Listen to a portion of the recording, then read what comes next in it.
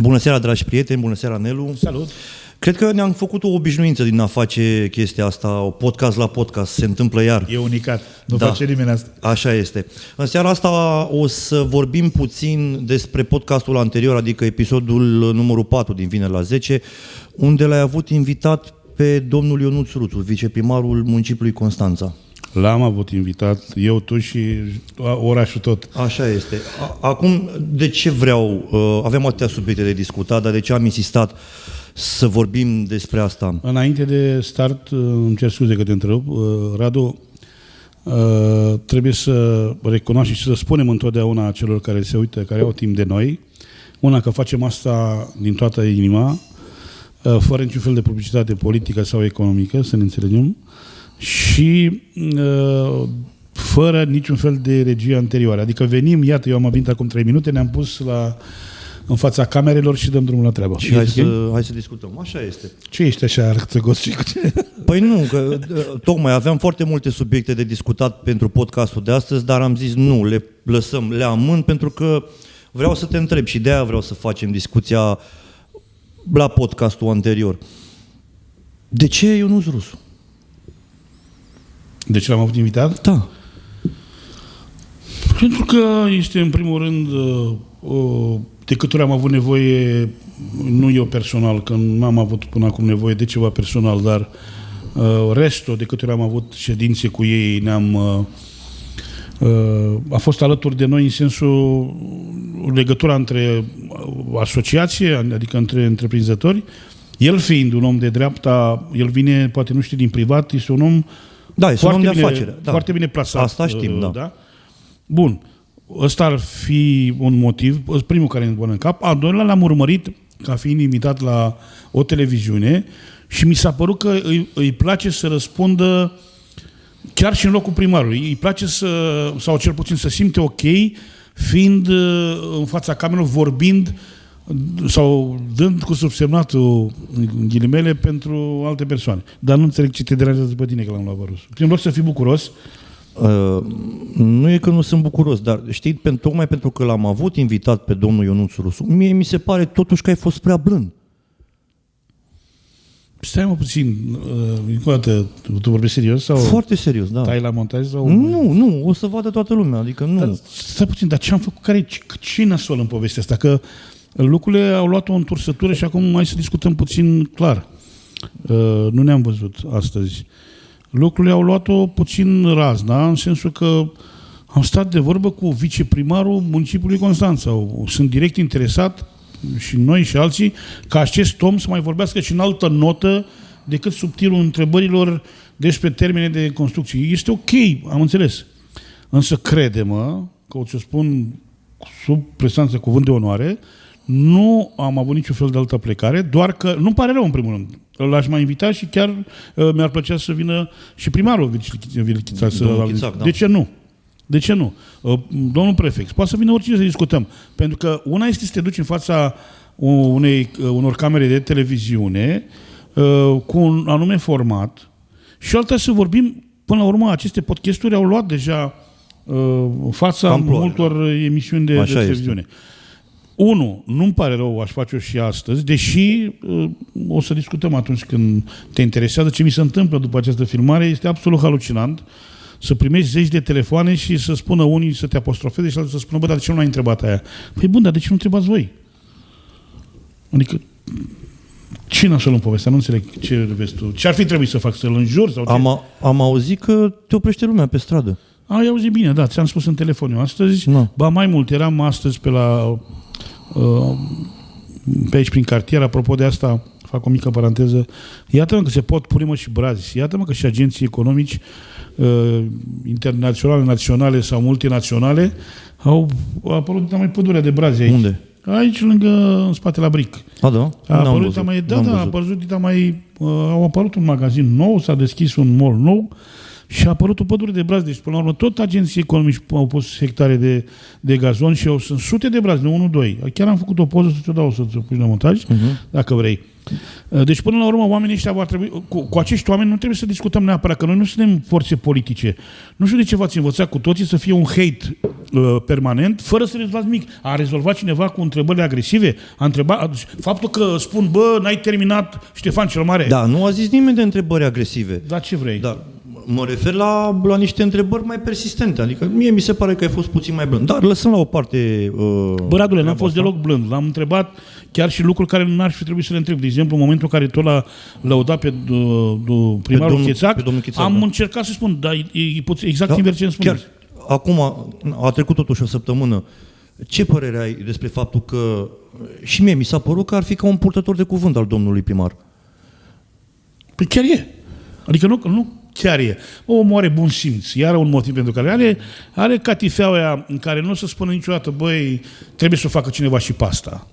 Păi și călăul se duce și taie.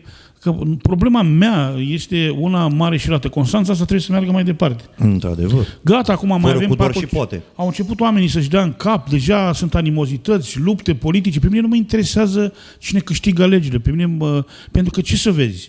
Primarii trec, noi rămânem. La a fost Ștefan Mazăre, a fost Făgădău, acum este domnul Chețac, au fost viceprimar, Răsăuțeanu. Pe ce cu Răsăuțeanu mă întâlnesc? Mă întâlnesc cu la Năvodal, le iau în brațe ca pe fratele meu. Dacă băi frate, vrei să spun ceva? Păi să spună că acum dau din casă. Da. Dacă aveam nevoie de ceva pentru societate, pentru asta, cobora și ne semna în parcare pe capotă Răsăuțeanu. Și acum când îi vezi pe ăștia că spun că e bun, că e rău, că e nebun, că nu oamenii sunt dulci, cu Răsăuțeanu la mulți ani, ce am cu Făgădău care, omul cu mine, cofi făcut, că babu, că slabu, că ce mă interesează pe mine, frate, lumea voastră? Pe mine mă interesează lumea mea și îmi plătesc interesele celor cu care sunt în contract în sensul legal al cuvântului. Acum să mă apuce rușinea, din contră sunt mândru, ai văzut, foarte vizionat. Da, într-adevăr. Omul a fost decent, ți-a venit la oră exactă. Ce mai vrei? L-ai văzut să spună să vorbească figuri? Nu, omul e extraordinar de... Și vrei să spun ceva? Mâine aș mai face-o. Am înțeles? Eu nu sunt ziarist. Eu sunt ca și tine, un monitor de rând care au muncit 10 ore. Ba mai mult, da, exact. Mai mult de 10 acum, ore că chiar. e 7, da? Despre asta este vorba. Am înțeles, m-a sunat cineva astăzi, un tip care încearcă săracul să-și facă un cerc de un loc unde să-și dreseze câinii undeva în parc, nu știu ce, și mi-a enumerat toată primăria, toți viceprimarii, toți.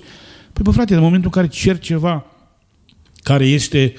care nu este prins în lege, ca să nu zic împotriva legii, că sună ciudat. Așa. L-am invitat în birou pe acest tânăr, care vorbea cosmopolit, corect gramatical, însă prea multă adversitate, nu suntem în război aici, după ce că suntem puțini, hai să facem o horă, hai să discutăm, hai să facem... Să muncim adică ce vrei tu, să intri în lupta politică acum cu ce? Păi, tocmai, nu vreau să intri în lupta politică. Păi frate, suntem cu toții de dreapta ăștia care mai punem câte ceva. Care mai punem osul la treabă cât de cât. Acum, că ei au fraternizat și că este o echipă atipică, am rămas cu toții crăcănați în momentul în care s-a făcut acest USR-2. Da, ceva și atunci, da, eu am înțeles, mă iai prin surprindere ce îmi spui și crede-mă că până la urmă ai fost cu mine în cameră. Nu? Ai văzut ceva nasol în povestea asta? Am filmat, nici măcar n-ai avut ce să te la montaj. Nu, a fost curs. Și atunci omul e cosmopolit, un om cu minte, un om cu familie, n-am auzit vreun cancan cu el să ia șpăgi, nu mi-a cerut niciodată nimic. În ședințe rugăm, vine și face cât poate, că tu îți dai seama că el este de fapt Viora a doua în primărie. Hai să dăm cărțile pe față. By the way, de ședințe, că ai zis de ședințe, mi-aduc aminte că a precizat că se va ocupa de autorizări foarte mult acum. Da, e bine, acum se ocupă de autorizări. Este la autorizări. În Constanța e o întreagă armată de oameni, de specialiști. Doamna Ligia acolo, sunt o grămadă de oameni. Știi ce se întâmplă? Uite, chiar astăzi, acum vin, dintr-o discuție, de-aia am întârziat puțin, am stat jos în fața biroului cu un agent economic care are o căsuță în statul de vacanță. Păi oamenii nu vor să înțeleagă. Dacă tu nu vii nici măcar cu nomenclatorul stradal, dacă tu nu ai nici măcar un extras de informare, să mă ierte Dumnezeu, vorbim de sume fabuloase în stânga și în dreapta. Dar dacă tu nu ai decența să pui măcar ABC-ul, cum te duce tu să scoți cartea de identitate fără poză? Adică sunt niște minime, că mai vine vorba și lui Horia Constantinescu, dugenizare și nu știu ce. Noi ne-am învățat să facem ce vrem și apoi zice că de ce? Păi de-aia am rămas fără turiști, pentru că am făcut fiecare ce am vrut. Fără să țin partea nimănui. Știi foarte bine că toată lumea se închină, bă, de ce nu merge Mamaia? De ce nu merge statul de vacanță? De ce? Păi nu merge pentru că noi nu facem nimic. Iată, apropo de asta, e luna martie aproape. Da. Nu s-au pus dosare de autorizare. Păi iar va fi un sezon, aș și recunoscut. Viceprimarul a spus, tare mi-e frică că în acest an. Și când îmi spune că tare mi-e frică, chiar știe ce spune. În momentul în care spune Apele Române, nu, alte instituții de forță, nu, pe ce facem aici? Din păcate, da. Că tu te-ai pomenit de stațiunea Mamaia, nu pot să nu uit că m-a surprins foarte mult declarația dânsului că sunt alte stațiuni din România care fac antireclamă stațiunii Mamaia. Da, n-am înțeles nicio asta și vreau să întreb. Serios. Dacă îmi dă o singură administrație publică la altă stațiune care a complotat împotriva Mamaia, stațiunii Mamaia, ia o goarnă de aia chinezească și dacă nu mă duc și urlu în primărie la ea acolo. Adică... Asta e deja prea mult. Dar să știi că... Acum, ca să citesc, da?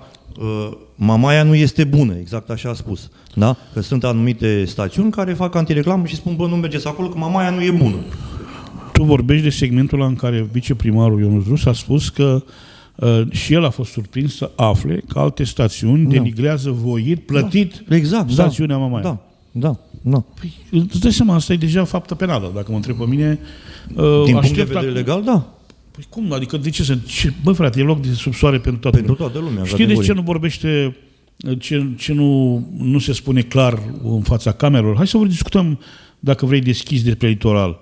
Păi avem 14 orașe și stațiuni orașe. Da. De la Vama Veche până la granița cu Ucraina, că tot mai exista ea, sunt 244 de kilometri de nisip.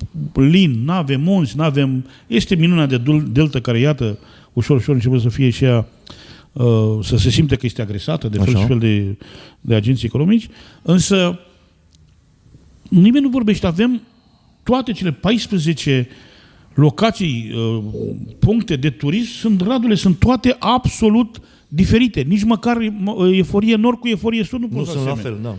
Vorbim de Mamaia. Păi, băi, fratelor, puteți să vă duceți voi în mama Greciei. Bine, lăsăm cluburile de fițe, că trebuie să le spună oamenilor că Radu a fost pe Cipru spre 13 ani manager de locație de lux în Cipru și știe ce înseamnă litoralul.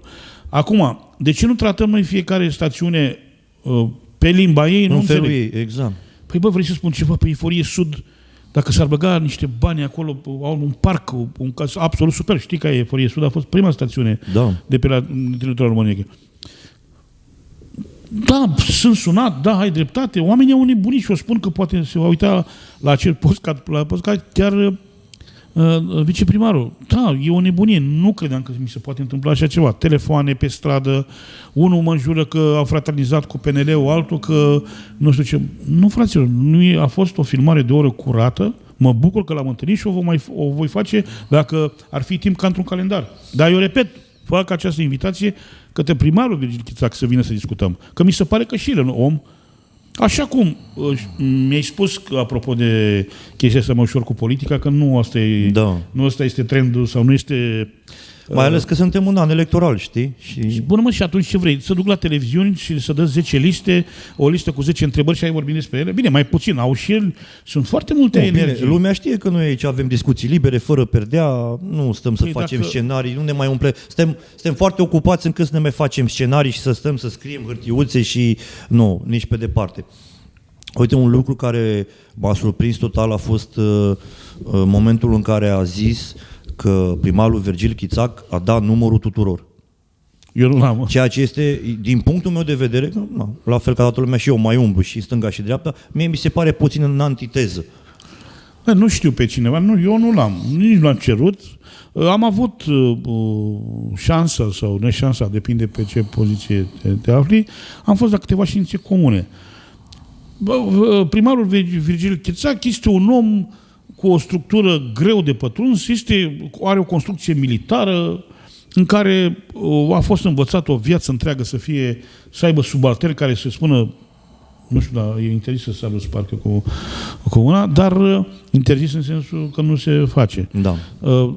Este un tip atipic, așa-l simt, un tip rece care îți răspunde militar la probleme Cu atitudine civile. militară, da. Cu atitudine am fost militară. în birou în ședințe cu el. Numai că în momentul în care te simți hăituit și toată lumea... Eu nu simt ce treabă am eu cu viceprimarul sau cu primarul politic. Și mie mi-ar plăcea ca acest municipiu să fie poleit cu aur. Dar pe altă parte, iartă-mă, Radule, sunt de 20 de ani pe aici. Prin ședințe de Consiliu făceam în era anterioară ședințe cu ei, venea OPC-ul înainte și știu cum se comportau. Da. Și 7 viceprimari care nu știa care trebuie să fie unul mai interesant decât alții. Să merte Dumnezeu.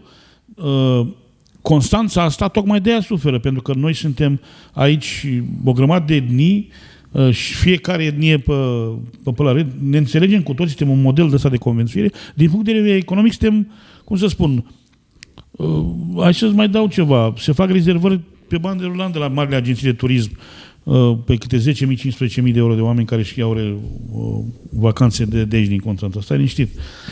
Da, este foarte ciudat ce mi se întâmplă, n-am fost pregătit pentru chestia asta, mai ales că până la urmă, știi ce se întâmplă? E luptă grea. Ei cred că e, de fapt, dacă vrei să vorbim despre politică, mie mi se pare că e mai mult o luptă internă decât externă, ca să dau cărțile pe bază. Și mie mi se pare la fel. Vis-a-vis de faptul pe care îl vedem toți. Constanța este în șantier de 4 ani de zile. Da? Așa. Într-adevăr, domnul vice ne-a expus problema în sine, exact cum stă treaba. Mai întâi trebuie rezolvată infrastructura ca să putem să construim. Da, ceea ce mi se pare normal. Da, nu poți să clădești ceva care se clatină. Asta este logic. Dar vezi, lumea s-a săturat. Da? Lumea s-a săturat să vadă șantierele astea zilnic. Primii care s-au săturat sunt ei. Administrația. Categoric și ei s-au Bine, săturat. acum, iar există planul ăla, așa ne-am învățat noi de la început. Păi nu sunt avocatul diavolului în povestea asta. Și eu sunt deranjat. Și eu i-am și spus-o. Dar acum, fiind vorba între noi, eu cred că cea mai mare problemă acestor șantiere a fost până la urmă și este până la urmă calitatea muncitorilor. Da, asta pot să zic și eu. Deci nu știu de unde i-a găsit. Nu banii sunt problema, nu nimic altceva. Nu vorbesc de imagine, vorbesc de chestii. E ușor să spui, băi, banca nu-mi place, nu știu ce. Eu sunt curios și acum vorbim ca profesioniști. Stai puțin, că nu s-a făcut recepția finală. Da, nu. Eu sunt foarte curios cine o să-și asume responsabilitatea, pentru că așa cum probabil și cei care se uită la noi știu, ca să poți să termini un proiect, trebuie de la implementare, un certificat de urbanism, autorizație de construire, recepție finală, certificat de edificare, bla, bla, bla. Eu sunt curios cine o să asume responsabilitatea semnării acestor lucrări cu privire la acest aspect, adică calitatea materialelor folosite. Să vedem cât costă un lemn pe care eu l-am văzut în proiect, cât costă cel care a fost pus acum, ce calitate, de ce e lemnul ăla? Păi una e o scândură de brad din care se fac cruci și alta este un lemn de mahon sau stejar. Adică astea sunt adevăratele probleme. Ia să vedem de ce grosime are pavajul de pe Ștefan cel Mare. Are el o linie? Pentru că oamenii au dreptate. Dar nu putem să vorbim la nesfârșit despre chestia asta. Sunt atâtea televiziuni calificate. Sunt oameni mai buni ca mine pe aceasta de 1000 de ori.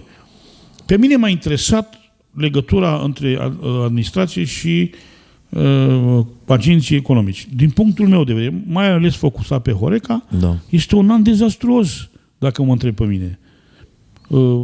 Eu în locul lor mi-aș face birou în Mamaia și n-aș pleca de acolo.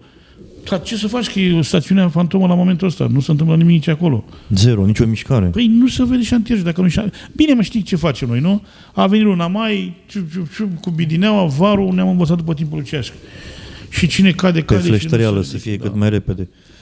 Crezi că o să fie în stare agenții economici să se pună la punct până la începerea sezonului?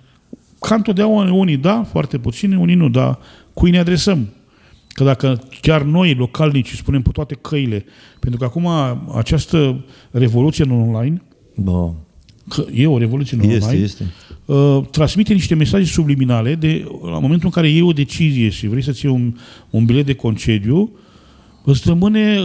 începi să crezi că sunt ideile tale. Tu nici n-ai fost la Mamaia Nord, dar pentru că 1000 au vorbit despre Mamaia Nord, că e scumpă Hamsia, că e... În subconștient, tu ai impresia că sunt ideile tale. Știi că de câte ori încep un proiect nou, ai să râzi de mine. Știi ce fac, Radu? Mă sui în avion și mă duc Florența, Milano, unde Michelangelo și intru într-un ofiț, intru în galeriile alea și văd atâta frumusețe și apoi mă întorc acasă, mă odihnesc și încep să cred că sunt ideile mele. Adică lucrurile frumoase nu vin de nicăieri și aici fac o pauză de hate și spun așa, în momentul în care vrei să produsul tău să fie unul frumos, trebuie să te neci în frumusețe. Categoric. Este ca și la penitenciar, dacă tu te duci și te bați în celulă pentru o țigară, când ești afară vei face același lucru, este foarte greu. Am pe cineva care a fost condamnat pentru o crimă, a fost eliberat după 9 ani de zile și e clientul meu, vrea să-și deschidă un bar 5 încolo. Și este irascibil, pe mine, îți dai seama că suntem bărbați cu toții, dar aceste lucruri se transmit. M-a sunat cineva, dacă vrei să vorbim ceva foarte serios, m-a sunat cineva din diaspora în seara asta și mă întreba că intră nu știu ce Florin Călinescu, nu știu ce, în ce partid și că a anunțat și nu știu ce. Adică lucrurile, și l-am întrebat, băi, bine, dar tu ce cauți în povestea asta? Păi știi că eu sunt activist, bun, ce cauți în povestea asta? Al câtelea pe listă ești? Da. Adică sunt lucruri foarte grave. Adică muncești pentru ăla care n-a muncit toată viața lui și ajungi iară să ții în palme. Ca să... Acum, eu te întreb pe tine, ce s-a părut neregulă în ora asta de filmare? Nu e că nu mi s-a părut ceva în neregulă. Podcastul a decurs foarte frumos, domnul Vice foarte bine pus la punct. Eu, în momentul în care am aflat că vom face podcast cu domnul Vice, mă așteptam ca întrebările tale să fie puțin mai incisive. De ce? Pentru că asta se aude de jur împrejur. Radu, da? Asta vorbește lumea. Da? Păi tocmai că vorbește lumea n-am vrut să vorbesc eu. Nu sunt atâția ăștia care... Deci tu faci o psihologie inversă. Nu fac nicio... Păi acum, sincer să spun, îmi invit un om la mine acasă. Și deodată ce sunt? 40 de întrebări pe roșu, când eu sunt mai nemenic ca invitatul. Nu, stai un pic, că n-am spus să fii Denis Rifai. Da, eu o să mă mai chez dacă vrei. Ideea este următoarea. O fac toți. Toată Constanța, toată presa națională vorbește ciudat de Constanța, de conducere, se vede asta cu ochiul liber. Hai să vorbim și despre chestii spectaculoase, nu laudativ, că nu cred că am spus ceva chețache, deci din contră, în momentul în care mi s-a părut că laudă ostentativ și repetat, am întrebat, ești conștient de ce spui, este exact altceva. Eu o să le răspund celor, că până la urmă, eu chiar, încă o dată, repet, eu în locul lor îmi făceam studio de podcast în primărie, pe hol, că ăsta e trendul. Poți să vii tu cu 7 ProTV-uri. Dar de ce nu? Eu așa aș face în locul lor. Păi ăsta e trendul podcast. Uite, de exemplu, eu nu văd ziarul orașului Constanța. De ce n-are Constanța un oraș, de ce n-are Constanța un ziar online al autorității locale, administrației locale, în care să spună, băi, avem 300 de evenimente, uite, aici... Avem proiectele astea sunt în desfășurare, aici am făcut... la comunicare, mai să dăm cărțile pe față. Păi, și eu le-am spus-o și în față. Orașul Constanța, respectiv stațiunea Mamaia, nu au publicitate. Radu, fără comunicare, băi, au dominat ăștia planeta, sunt țări care sunt închise și dominate prin mesajul dat de conducător. Avem libertate, suntem de 30 de ani într-o libertate. Sigur că lucrurile sunt nasoale, dar hai să vorbim serios de ce proiect s-a făcut acum. De exemplu, s-a propus centura asta, să scăpăm la Eforie Nord. Nimeni nu vorbește că avem aproape o autostradă de la Mangalia, în afară de nodul ăla nenorocit la Eforie Nord, de care nu mai scăpăm, mergi cu 100 de km la oră. Bine, nu-ți dă voie. Dar de la Mangalia, de la sensul girator de la Mangalia, până la ieșire din Năvodari, la sensul girator din Năvodari, la pod, e autostradă cu 4 benzi. Nu, ai văzut asta la bulgari? Nu. Hai să fim serioși. Nu. Hai să mai vorbim hai să vorbim de zecile de hectare în care oamenii fac plajă gratuit în stațiunea Mamaia. În Eforie este vreo stațiune pe litoralul Mării Negre unde nu poți să faci plajă gratuit? Nu există. Păi și atunci, de ce vorbim că e 30 de lei și îți luăm cu 50 de lei? Adică prea n-am învățat. Aia e la alegerea fiecăruia. Nu te obligă nimeni să dai 50 de lei pe un șezlong în Mamaia Nur ca să stai pe șezlong. Poți să stai cu prosopul. Aștept de la tine să mă înțelegi. Pentru că dacă nu mă înțelegi, eu singur nu pot să fac treabă. Întrebarea mea e, dacă tu spui că a fost ceva ciudat în povestea asta, de ce n-ai tăiat la montaj? Dar nu, mă mai repet încă o dată, nu mi s-a părut că a fost ceva ciudat, ba dimpotrivă, ți-a spus, a curs foarte fluent, mi-a plăcut, da, și speech-ul domnului vice. Doar că în mintea mea, eu mă așteptam, exact cum am pronunțat și mai devreme, să fii puțin mai incisiv în întrebări. Adică aș fi vrut să scoatem puțin mai multe, știi, în incisivitate de la domnul vice. Ia stai că mi-a venit o idee. Te rog. De câți ani ești în Constanța? 4. Zi-mi 3 lucruri nasoale despre Constanța. 3 lucruri nasoale despre Constanța. Hai că te-am luat pe nepregătite acum. Nu, ți le spun, uite, da? Este foarte murdară. Da. A spus și vicele că Da, este foarte. se iau măsuri. Să vedem, da, eu sper să se ia măsuri. Și dacă ți-aduci aminte că am mai povestit noi într-un podcast al nostru, când am rămas perplex, am văzut pe cineva de la Polaris cu ce mătura și așa mai departe. Deci, este foarte murdară. Da. Știai și tu știi cine a făcut contractul, că ești mai nou în oraș. Știi de când e făcut contractul Cu Polarisul? aproape nemuritor cu Polaris, pe termene și pe nu știu. Bănuiesc că de pe vremea lui Mazăre. Bănuiești bine. Deci sunt un băiat deștept, dai să-mi dau o Asta diplomă. știam că nu erai cu mine aici. Așa. Deci, este foarte murdar. Da? Transportul în comun. Ce zici, mă, de cum? Transportul în comun nu e bine pus la punct. Du-te, bă, de aici. Nu e. Adică ce lipsește? Ai autobuze electrice, ai Acum microbuze. avem câteva autobuze electrice și din câte am înțeles, din ce a spus domnul vice, că mai urmează încă o flotă de autobuze electrice. Dar problema în sine este pe partea de transport în comun, rutele. Nu mă refer că nu avem cu ce premii. Rutele sunt foarte aiurea. Înțelegi? Da? Adică apropo de la tine, tu ai cu ce să... Câte mijloace de transportat eu din fața blocului până aici? Păi din fața blocului de pe Baba Novac până pe Poporului circulă un 44, dacă nu mă înșel. Și ce vrei, nu, câte vrei? Nu e vorba câte vreau. Nu vorbesc specific de ruta 44. Sunt alte rute, dar unde Am înțeles, trebuie să schimb. Adică există o problemă în transportul în comun cu rutele. N-am zis că este o problemă cu autobuzele în sine. Nu. Într-adevăr, autobuzele sunt chiar ok. Nu am ce să zic vis-a-vis de chestia asta. Deși nu vreau să mă laud, n-am prea circulat foarte mult cu transportul în comun. Nu știu dacă pot să număr pe o mână de 5 ori, dar sunt ok. În schimb, rutele mie mi se par că nu sunt foarte bine puse la punct. Sunt anumite rute unde trebuie să schimb chiar 2-3 capete. Deci asta este 2 la mână, da? Am avut curățenia, transportul în comun, da? Și problema cea mai mare, pe care nu o zic doar eu și o majoritate și prieteni de-ai mei și cu cine mai vorbesc, e vorba de trafic. S-au încercat în ultimii ani, de când sunt eu, s-au încercat să se facă anumite structuri să se fluidizeze traficul, în schimb îl îngreunează și mai mult. Și tu știi foarte bine chestia asta, că și tu circuli de dimineață până seara, ești în mașină.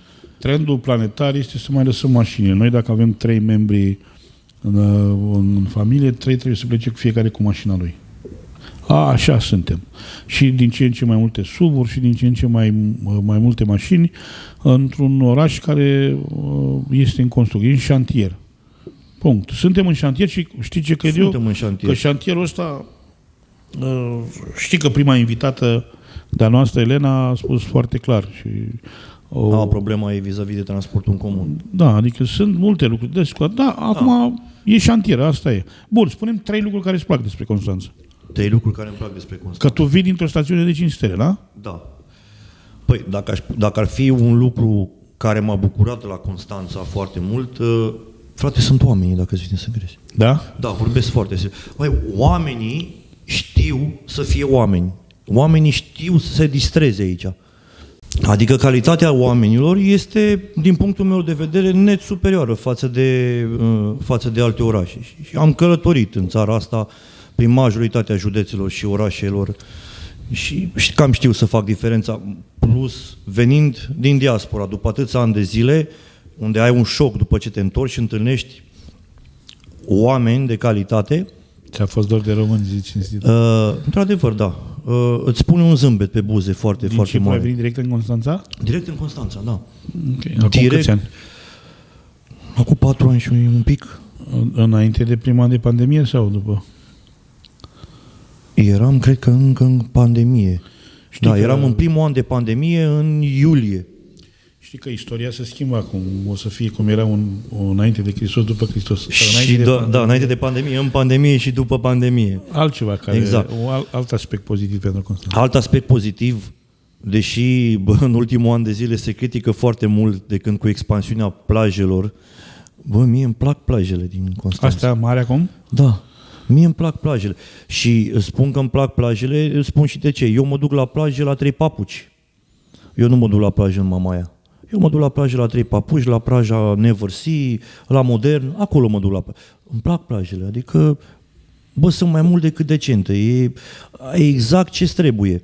Da? Și exact cum vorbeam, nu te obligă nimeni. Fratele meu să duci să dai 50 de lei. Bine, nu vorbim de 50, dar un 30 de lei pe un șezlong pe plajă. Nu poți să-și frumos, să iei la familia, ți-ai pus umbeluța, prosopelul, te-ai pus, e loc pentru toată lumea. Și crede-mă, e loc, nu știu dacă ai fost anul trecut și de câte ori ai fost la plajă în Constanța, că știu că tu mergi pe la Eforie, pe undeva.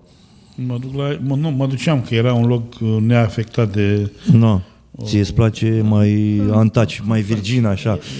E o comunitate frumoasă acolo. Da, este. Da, nu, eu am mers chiar foarte des, am făcut câteva plaje anul trecut, la 3 papuci, plaja Never Sea și la Modern, crede-mă că este loc atât de arhi-suficient pentru cei care vin cu prosoapele. Mergeți, fraților, la plajă în Constanța, este loc și constanțenii știu foarte bine despre ce vorbesc. Și 3? Și al treilea lucru care îmi place este diversitatea culinară. Știi că Da. eu sunt și mai gurmand de fel, așa, dar asta e ce îmi place mie, diversitatea culinară. Vrei să mănânci o saramură, ai unde se duci să mănânci o saramură. Vrei să mănânci turcește, tătărește, ai unde se duci să mănânci turcește. Vrei să mănânci grecesc, poftim, gyros. Da? Adică diversitatea culinară... Apropo, ia spune-mi, te rog, Te rog. latura asta grecească, Da.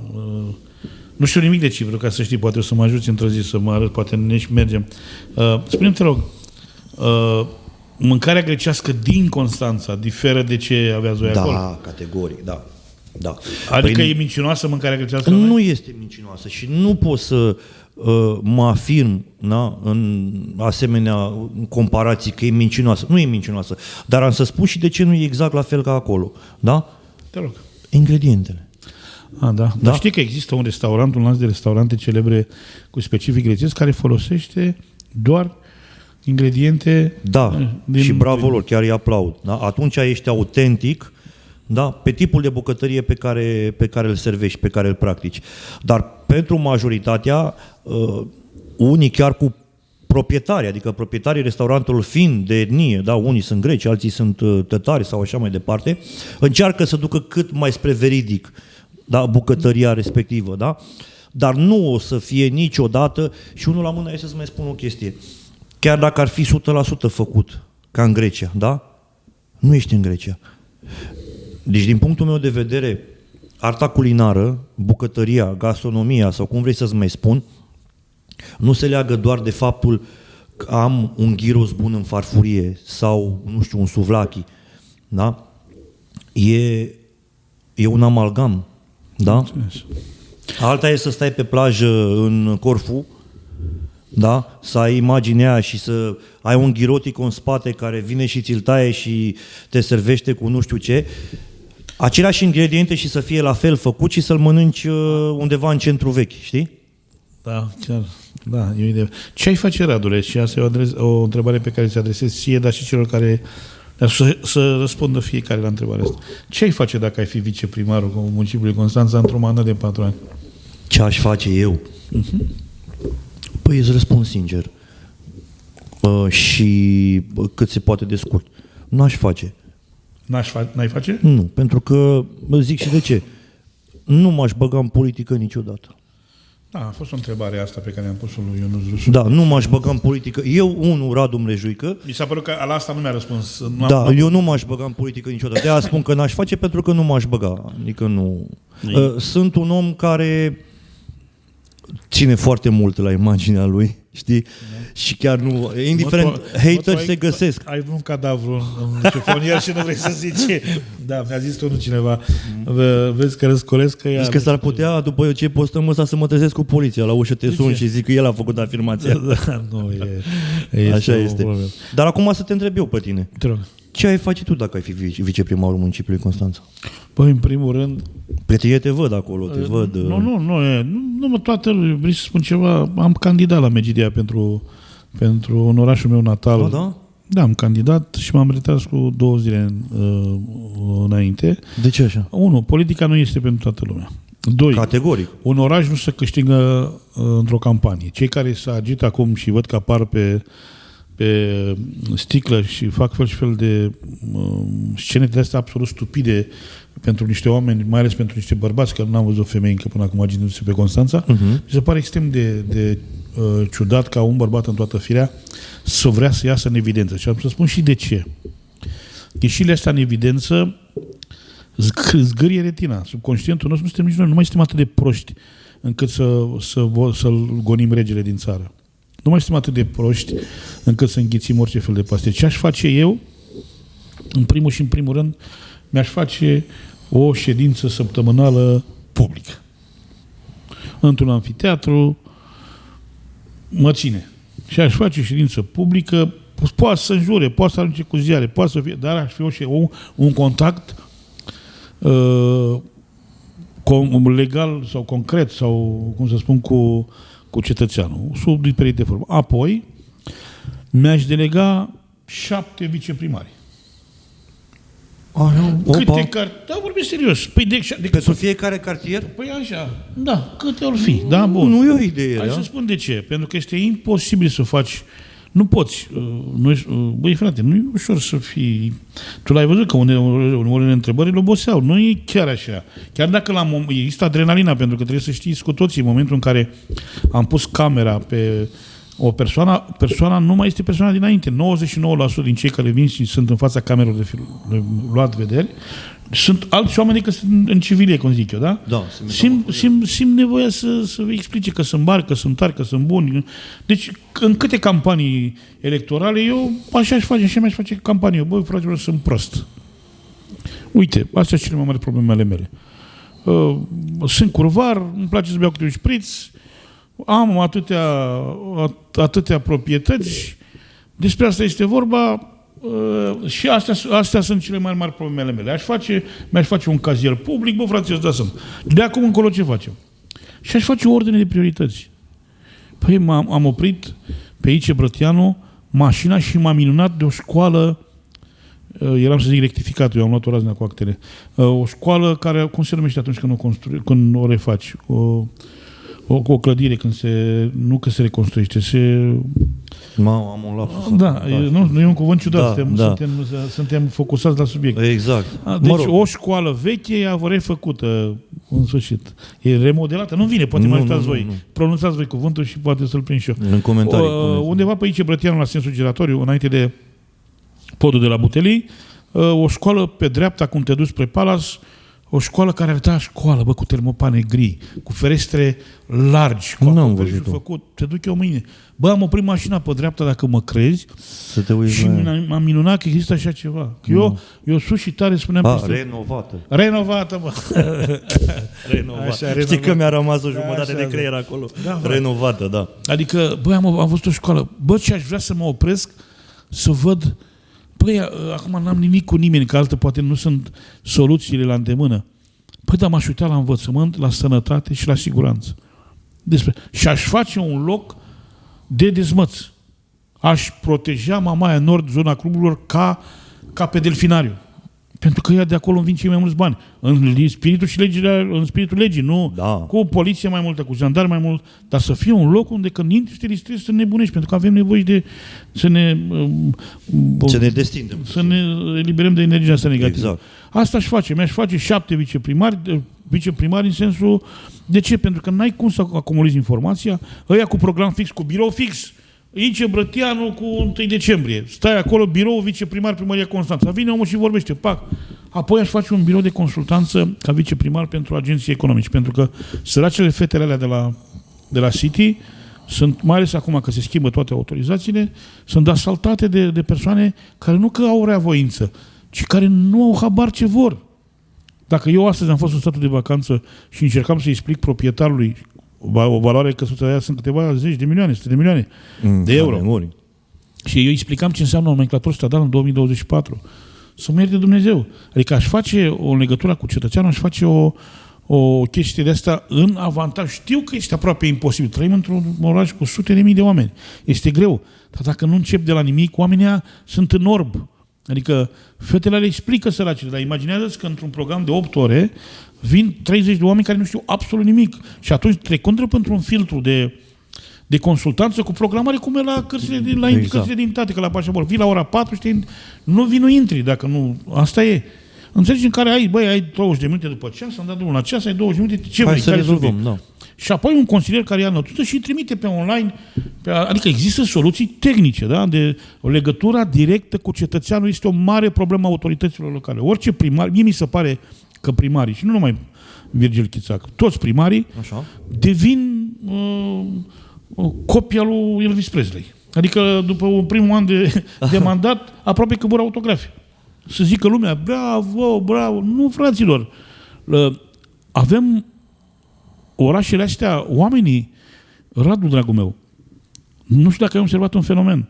Oamenii vor ca orașele lor să fie instagramabile. Să aibă... Eu acum, de exemplu, fac niște petreceri și le-am spus, unde e locul de fotografiat? Dar nu veștile, vechile aripi de îngeri, că să venim și noi. Tu ești dracu gol și ei vor să... cu îngeri. Sau ăla cu flori. Locul instagramabil înseamnă locuri care transformă minutul ăla unic al tău de mireasă generică într-o poveste care chiar să rămână. Înțelegi ce spun? Adică noi avem acum și termen de comparație. De ce suntem nemulțumiți?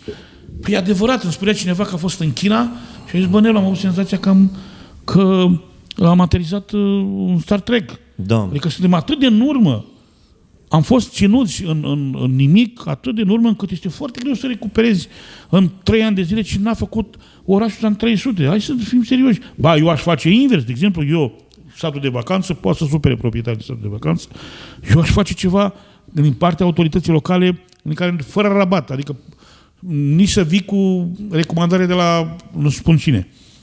Păi, fratele, câte case sunt în statul de vacanță? Da, atâtea. Ce specific ai tu? Casa prahoveană, casa dobrogeană, casa suceveană. Păi, frate, specific de la A la Z. Dar nu la mâncare. La tot, de la A la Z. De la program artistic. Și nu te ospătare. Decorul. Casa, cum... Stai mă puțin. Păi dacă mă duc la muzeul de satului în București, îmi dau un specialist, i-am 100.000 de euro, dar mi le face așa cum trebuie. Adică înțelegi? Asta își face statul de vacanță. Că așa restul e sătul românul de termopane. Unde să vină neamțul? Ce să fac? Păi băi, ești nebun. A ajuns micul anul trecut 2 lei 50 stat de vacanță. Tocmai pentru că era o competiție asta nebună, mai aveau puțin și... Serios? Da. Și mici mari. Mici mari, da. Chiar sunt... 2 lei 50?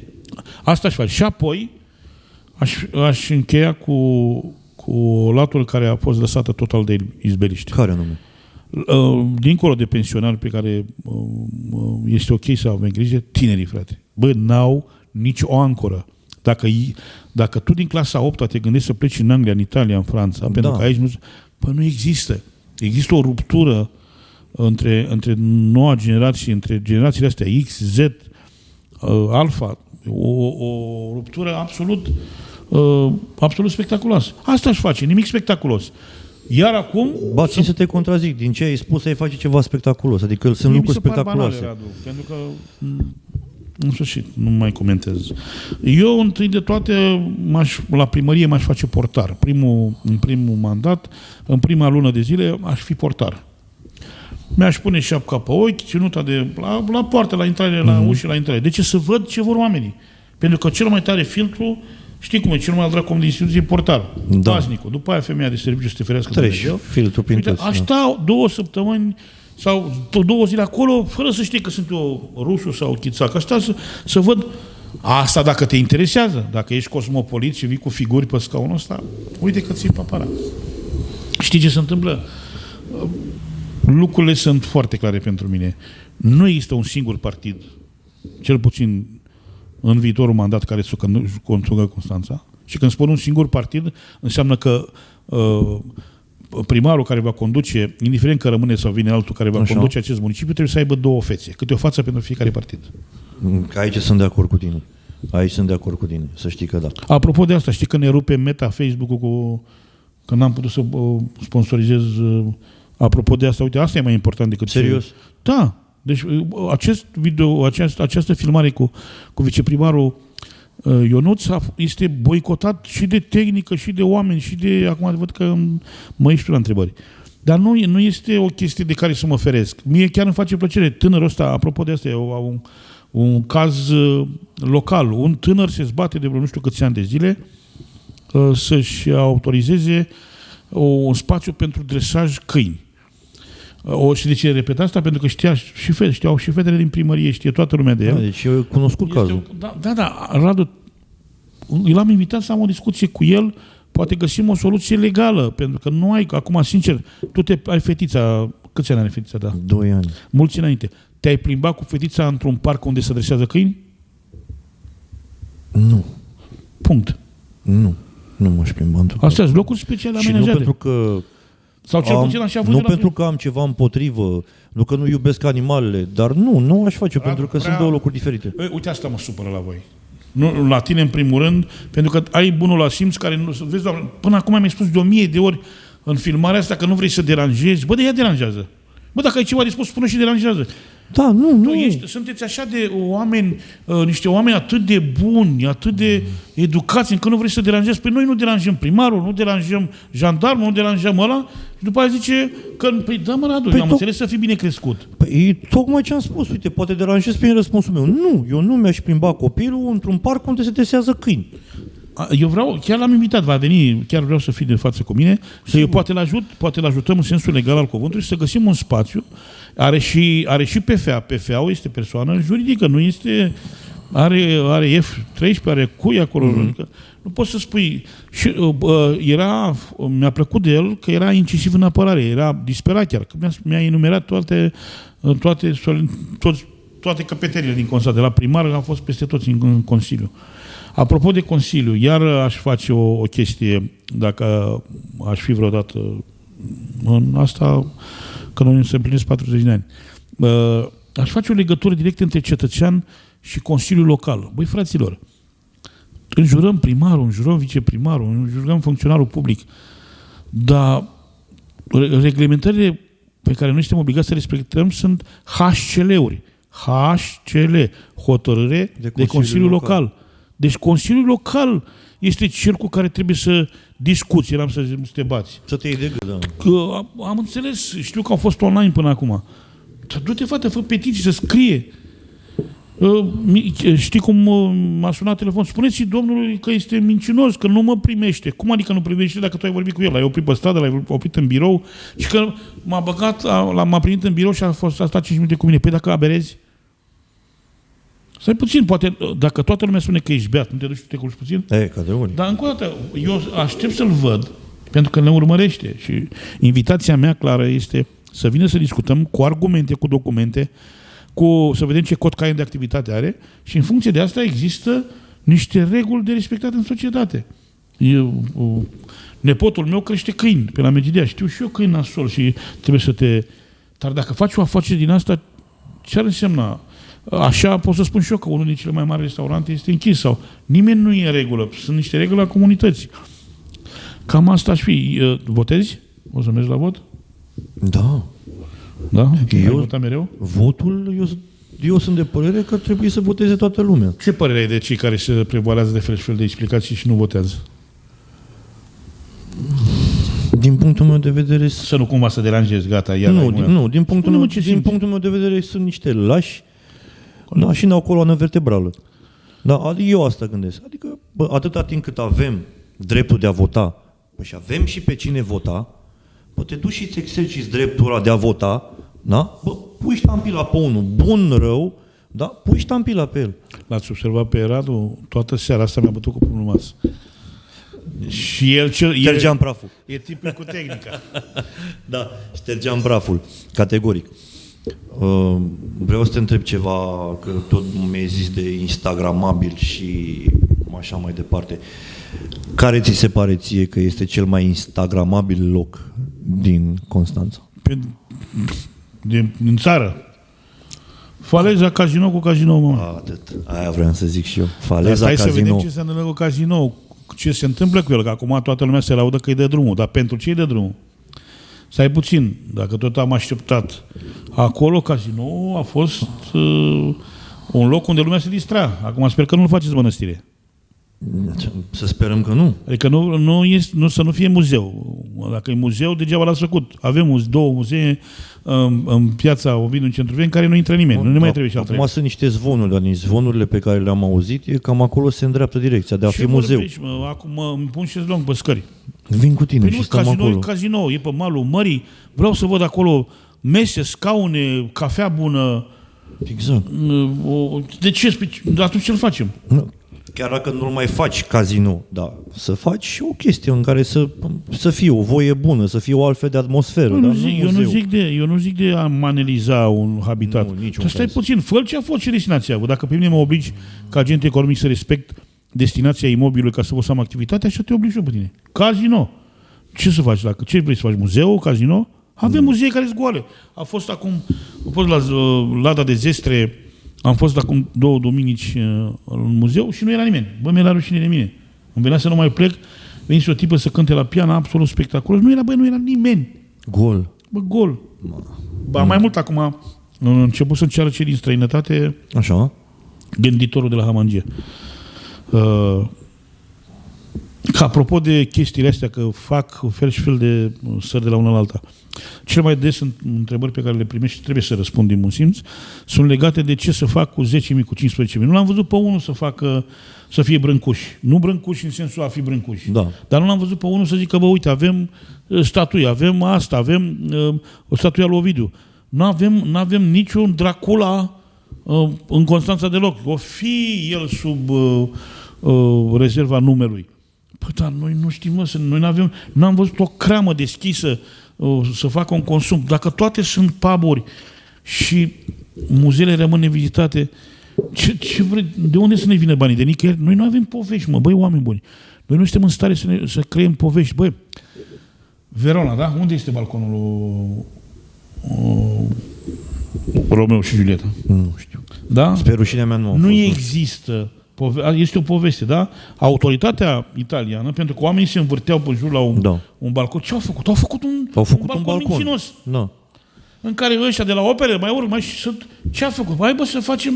Ca să dea vericitate povești. Noi nu avem... Constanța n-are o poveste. Mă scuzați. Toate poveștile sunt povești închise cu garduri și cu sârmă înghimpată. Vorba vine.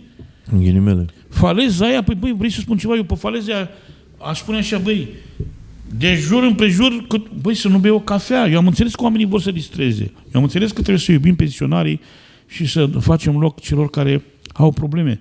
Dar există și o mare parte din oameni pe care noi nu știm să îi regimentăm într-o chestie frumoasă, mă. Noi nu avem poveste. Constanța nu are o poveste. Băi, o micuța sirenă aruncată pe o piatră este acolo. Noi nu avem, băi, am fost în Egipt în vacanță și pădurile suspendate și nu știu ce. Am mers 3 ore cu autocarul și mi-a arătat pe un hectar de ciment cum avem noi ăștia care se scot acum, locul unde se puneau copaci. Și mi-a arătat 3-4 de alea că vezi, Doamne, acolo a fost. Te duci la turci și te oprește în Antalya, oprește corabia aia contrafăcută, zice, acum săriți în apă și vedeți că jos sunt amfore sparte din 1100 toamne și aruncă țigle. Da. Băi, creează o poveste, Noi nu avem povești, nu avem oameni care să fac. Bă, plătiți bă artiști, aveți liceu de artă. Faceți din asta, dar nu butaforie ieftină. Nu creați, noi, Constanța, spuneți și mie povestea Constanței. Spune ce? Îl avem pe Ovidiu? Păi bă, trebuia să fie 24 din 24 piese de teatru. Aveam acum o conducere la teatru din Constanța absolut spectaculoasă. E tipul acela care e chiar foarte bun. Noi nu avem povești. Dacă mă duc la muzeu, nu găsesc perechea cu gânditorul de la Hamangia. Nu există. E posibil așa. Vrei să cumperi, nu întreabă nimeni cât costă. Vin câte 100 de turiști cu gențile, le țin la piept așa, că zici că noi suntem, că așa i-am învățat ghizii. Da, așa, trec peste mesele din centrul vechi, de zici că sunt obstacole și scaune mesele alea, sunt bariere. Sunt la slalom. Așa, exact, da? Slalom, da. Da, și nu avem o poveste, nu ne spune nimic. Copiem denumiri franțuzești la restaurante și noi vindem clătite sau burgeri. Bă, opriți-vă. Da, burgeri, exact. Burgerul e peste tot. Adică despre asta este vorba. Uite, de exemplu, nu să avem o comunitate mișto de caiaca-noie. Ne suim duminica, acum a fost agitată marea să ieșim spre bulgari. Nu poți să ieși aici, n-ai legal, n-ai unde să ieși cu îți dai seama, caiacul, care înseamnă sport, înseamnă frumusețe, înseamnă promovare. Un pachet de servicii n-avem. Băi, dacă plouă în Mamaia, nu, pe tot litoralul Mării Negre, dacă plouă, turistul trebuie să stea în cameră, nu are ce să facă. Nu are ce să facă, exact. Nu există un circuit, ai văzut la greci? Ia explicăm, la voi în Cipru, nu există un centru de astea de informare turistice în care... Da. La noi e văzut așa ceva? Și foarte dese. Și în special, în fiecare hotel, cel puțin de 4-5 stele, sau resort, la intrare în recepție aveai un colț special dedicat pentru informare turistică. Da. Nu știu, azi mă plictisesc, vreau să fac ceva. Mă duc acolo, o tântică, un nenic frumos, uite, poți să faci aia, poți să faci aia, poți să faci... Da, într-adevăr. Aici, în schimb, nu le găsești.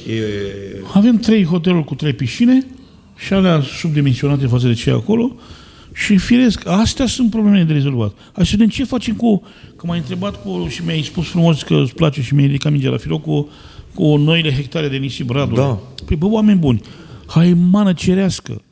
Cât Dumnezeu să coste, că doar, sincer să spun, noi dintotdeauna am pisat scoica. Întotdeauna la ora 3 noaptea, normal, legea te obligă să strângi șezlongurile, ca să poată să intre cei de la apele române. Scoica, dar noi dacă am... trebuie găsit o soluție, fratele meu. Ori soluția este aici, în proiect. Nu vine nimeni, din contră, se dau sume fabuloase, are dreptate viceprimarul, cum spune. Tu crezi că e nebun să o afle în treabă? Vorbește omul adevărului. Cine își permite la nivelul lui să spună, băi? Adică suntem într-o poveste fără temă. Toate poveștile frumoase, Alba ca zăpada, da, Cenușăreasa au o poveste. Constanța, repet, nu are o poveste. Se chinuie acum domnul Mândilă cu OMD-ul să... circulă, băi, sper că nu sunt adevărate. Care? Modelele logo stațiunii circulă pe... Să știi că am văzut și eu acum, nu știu dacă... alea, deci fimea... Da, mi se pare ceva făcut deci de fetița un ta, de grădiniță. Deci dacă pe fetița ta o pun și dau o pensulă, face ceva mai frumos. Bă, sper să nu dați iară ca Udrea. Da, și mie mi s-a părut o chestie chicioasă rău de tot. Bă, sper că nu e așa, Radu, tu ești specialist în astea. Și eu sper să nu rămân așa, pentru că înseamnă că într-adevăr avem o problemă foarte gravă. Dacă rămâne așa, și eu sper să nu rămân, și sper doar să fie, nu știu, doar schița schițelor până ajunge la fi... Nu-i bună nici ca intenție, domnule. Ce n-ai zis? Da. Sper să nu rămână așa. Să știi că mi-a plăcut discuția. Chiar dacă am pornit așa, nu știu, am tăbărât pe tine, să spun nu așa. Nu suntem prieteni. Să știi că mi-a plăcut discuția, a fost foarte interesantă. Dragilor, lăsați și în comentarii acolo, spuneți-ne ce părere aveți, spuneți-ne ce ați vrea să-l întrebați pe domnul vice, pe domnul primar, că de ce nu poate îl invităm și pe el în viitor. Hai să spun ceva, ca să fie clar, în City Mall există birou de informare cetățeni, chiar așa se numește, Centru de Informare Cetățeni. Acolo sunt, cred că vreo 12-13 doamne, fiecare pe departament, da, agenții economici 2-3, unul pe cadastru, altul pe... Sunt fel și fel de oameni care pot răspunde. Este clar, știu că suntem greu cu scrisul, pentru că deocamdată văd că digitalizarea se lasă așteptată în toată lumea, numai la noi. Adică ce vrea să spună omul? Există posibilitatea de a comunica autorității locale, ca oriunde în țară bănuiesc, o problemă. Doar că problemele astea pe care vrem să le rezolvăm, trebuie să mai fie și probleme reale. Că dacă este o problemă de nerezolvat, nu se rezolvă. De la început fă-ți un filtrul tău. Păi eu dacă ar fi să mă duc cu fiecare dosar la primărie sau la mediu sau la NCVSA, le treci întâi pe filtrul tău și după aia vezi dacă sunt. Da. Eu să știi că... Scuză-mă, te rog, spune. Te rog. Deci, ideea este următoarea. Pe mine, această oră petrecută cu Ionuț Rusu m-a încântat. Nu mă așteptam, recunosc, a treia oară spun în filmarea asta, ca să fie atâta energie și le atrag atenția și lor.